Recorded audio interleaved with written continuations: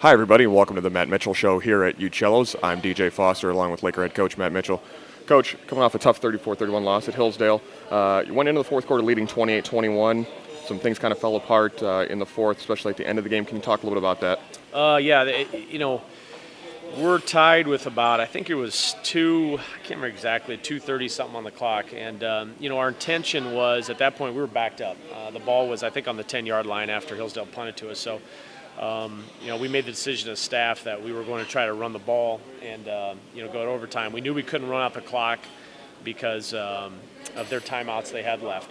So we called a play on first down, and we ripped them pretty good and got a first down. And at that point then, we decided to run another play, see if we can get a little bit more field position, and maybe that would have changed our thought process in going for the win. But the second first down run didn't go real well.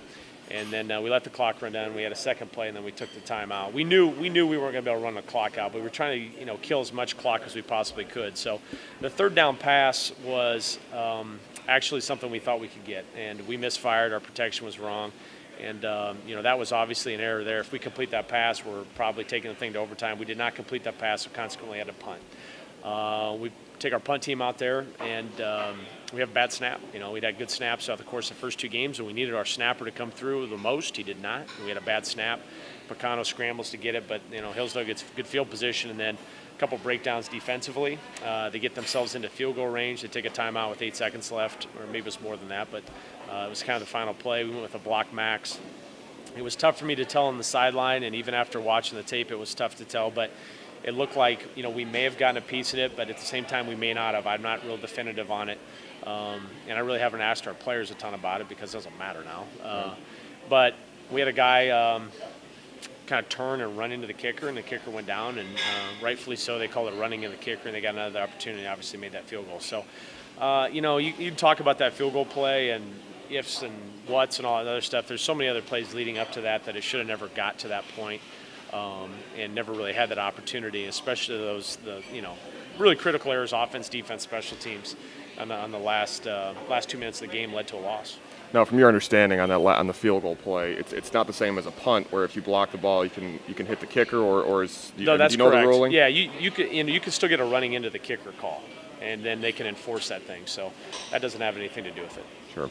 Now, talk a little about the defense. I mean, the game plan seemed like it was kind of to slow down Glendenning, which he did despite his 3 touchdowns. He only averaged about 3 yards a carry, but the defense overall gave up 462 yards. What are kind of your thoughts overall? Big plays. You go back, they had over 200 yards on 4 of their plays. And so I think the big plays that we gave up, a lot of it resulting in not doing a great job of man coverage and then not getting off the field on third down.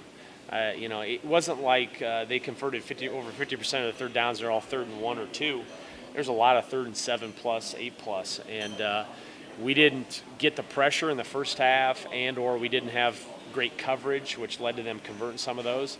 And then, but you look at the third quarter. I mean, they had 22 yards offense in the third quarter. We were getting stops on first and second down. They were getting off the field on third down, and that's how we were able to regain the lead at that point. So, there's things you can point to that when we're playing right and we're doing what we're supposed to do, we're getting stops, we're getting off the field. When we have a guy here or there breaking down, it's not happening. And so as I told our team, credit goes to Hillsdale for winning the game and for their execution, but a lot of the things that happened out there were a result of our own errors, more so than maybe Hillsdale making a big play. Now, regardless of the final score, you were still tied 31-31, a few minutes left on the road against a good team. Do you take any positives away from this? I think that's going. You're going to talk about positives. We have a few individuals that are performing at a very high level. On the defensive side of the ball, Andre Thomas is performing at a high level. Eric Thompson is playing well. Tim Lolito is really being a dominant left guard. I don't think we're going to go in here and it's all doom and gloom and we got to hit the panic button and we got to tear down, restart, shuffle the deck. We don't have to reshuffle the deck when it comes to our personnel. We have to get some guys that got to clean some things up. Some of the guys who are making mistakes are guys that are out there for the first time, and we've got to work through that. But it's also disappointing to me that we have some upperclassmen that should be able to do and should be able to make some plays that they're not making right now. And that has got to get cleaned up, or we can lose the next game against Indianapolis. Looking forward to the Greyhounds coming off a similar 3-point loss, 4 overtime game at Ashland. They lost 39-36. What do you know about the Greyhounds? I mean, early preparation, but what do you know so far? Very sound defensively, very sound. They don't take a lot of chances. They play really hard. Their D-line is very active, a lot of line stunts in games, so it's going to present a challenge for our offensive line. Their offense, the Mills kid, the quarterback, I'm very impressed with Chris Mills. He's a good player. He throws it real well. They've probably, in the first 2 games, had more success probably passing the ball. They are running the ball. So I think that's probably, you don't know, but that's a point of emphasis for Indianapolis. They got to get a little better running the ball.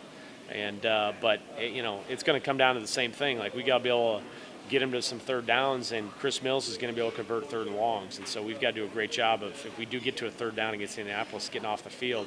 And then same things like I always talk about. We've got to take care of ball on offense, and we've got to make sure our special teams are setting up both sides of the ball.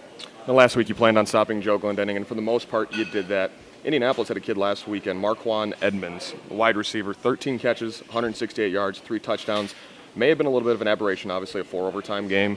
And the first week he only had 3 catches for 38 yards. What do you know about him? Is there going to be kind of a game plan to try and stop him? Right. He's a good player too. I think some of what you saw in the Ashland game is that Ashland's defense was rotating more towards Forney and trying to take away Forney, and Marquand Edmonds was a little bit more one-on-one into the boundary against Ashland. And so schematically, they were taking advantage of some things, getting him more balls. Forney mainly plays as their slot receiver to the field, and Marquand Edwards is mainly their boundary receiver. Well, if you rotate the coverage of the field, Chris Mills is good enough to know to throw it in the boundary. And I think that, Ashland was rotating a lot of their coverage to the field. That's why Edmonds had a few more catches. So they're 2 different types of players. Forney's a little bit smaller, but he's very quick, very athletic, good ball skills, good feel for getting open in zone coverages. Marquand Edwards is a bigger, taller kid.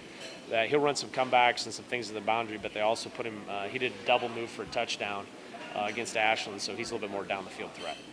What's the biggest thing you're going to work on this week for the Greyhounds? Defensively, we are who we are. We have to get better at man coverage. That has to be a point of emphasis, and we have to do better on our third downs. That's huge.